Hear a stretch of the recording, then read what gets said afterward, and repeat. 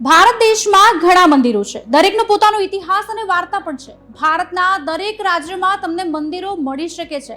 દક્ષિણ પ્રદેશ તેના અદ્ભુત અને સુંદર મંદિરો માટે ખાસ કરીને નોંધપાત્ર પ્રખ્યાત છે, જ્યાં દર વર્ષે મોટી સંખ્યામાં લોકો મુલાકાત પણ લે છે. આજે એ મંદિર વિશે જ વધુ જાણવાની કોશિશ કરીશું, જે જમીનથી લગભગ અડધો ઇંચ ઉપર લટકતા સ્તંભ પર સ્થિત છે.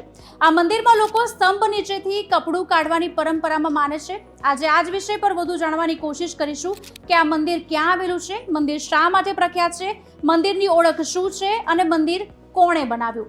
પહેલા એ જાણીએ કે મંદિર ક્યાં આવેલું છે. ભગવાન વીરભદ્રનું આ મંદિર આંધ્રપ્રદેશના અનંતપુર જિલ્લામાં આવેલું લેપાક્ષી મંદિર છે.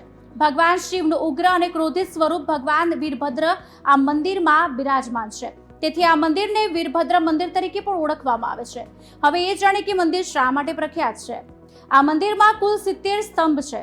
જો કે એક સ્તંભ એવો છે જે જમીન પર રહેવાને બદલે હવામાં લટકે છે. સ્તંભ અને જમીન વચ્ચે ખૂબ જ ઓછી જગ્યા છે, જેના કારણે તે હવામાં લટકેલો દેખાય છે.